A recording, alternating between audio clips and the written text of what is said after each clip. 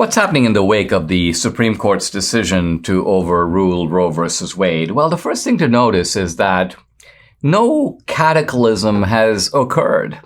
And for people who warned that this decision would produce a kind of social catastrophe, that people would be going nuts, our social fabric itself would be rended. And to be honest, I myself expected a more stormy reaction when the group called Jane's Revenge said, there's going to be a night of rage. I thought, well, there could be, a week of rage, 2 weeks of rage.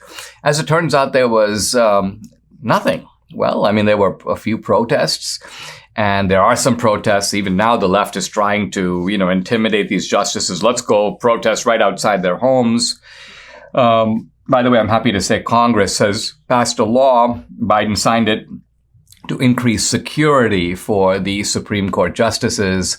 And so there are some, obviously, First Amendment rights about being able to protest, but it's a different matter when you're protesting in a manner that intimidates these justices at their residences itself. Now, in Texas, a lower court, oddly enough, responded to the Supreme Court's decision by saying to abortion providers that they could resume having, offering abortions. Now, the reason that the court said this is they took a recent Texas law, which is a heartbeat bill, a bill that in a sense says that after 6 weeks or so you can't do abortions. And the court said, well, it follows from that law that you can do abortions before that. And so the lower court decision authorized abortion clinics to resume operations in Texas, but offer these abortions only up to 6 weeks.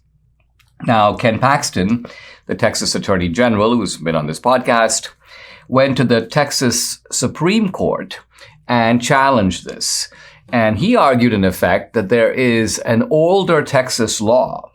This is not a law recently passed. In fact, it's a law that predates Roe v. Wade. In fact, goes back to the earlier part of the 20th century that outlawed all abortions in Texas. And, says Paxton, that law is still in effect. It's in effect. Why? Because it had been suspended because of Roe v. Wade. Roe v. Wade, in a sense, invalidated that law. But now that Roe v. Wade itself has been invalidated by the Supreme Court, that law kicks back into effect. In other words, the law was never repealed by the Texas legislature. They never said, we don't need this law anymore. They wanted to have the law, but the law was, against their will, put on the shelf because of Roe versus Wade. So the Supreme Court agreed with Paxton and has overturned the lower court ruling, which means that abortions, in effect, are not happening right now in Texas. Now, the Biden administration appears to have its own solution, or at least temporary solution. Their real solution is they want to try to pass a federal law making abortion a kind of federal right. Now, if they did that, it would go straight to the Supreme Court, which will have to decide whether the federal government can pass a law that overturns the ability of states to regulate abortion. This now becomes a federalism question.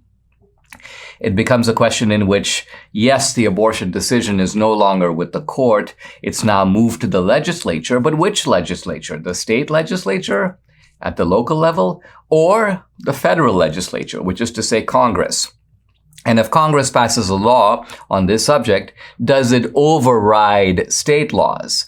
In general, the answer to that question is yes. Congressional laws do override state laws, but they override state laws only on matters where Congress has the jurisdictional authority. So, for example, on immigration, a congressional law overrides a state law.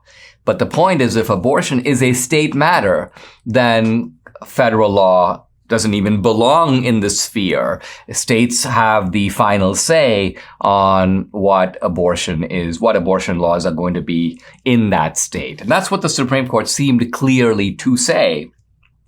Another issue that the Biden administration is pushing is the idea that the abortion pill cannot be regulated by the states. And the Biden position on this is that because the abortion pill was declared safe by the FDA, the Food and Drug Administration, states don't have a right to outlaw it.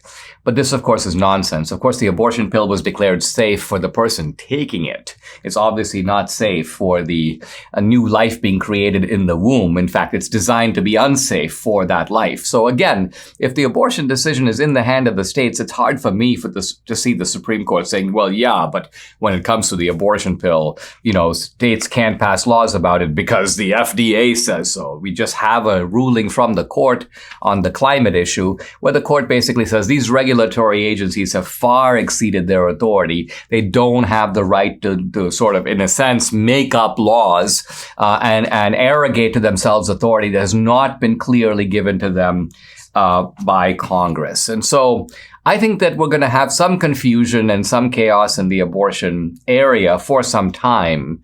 But on balance, we are moving in a direction away from Roe, and the predicted catastrophe that was supposed to happen has not.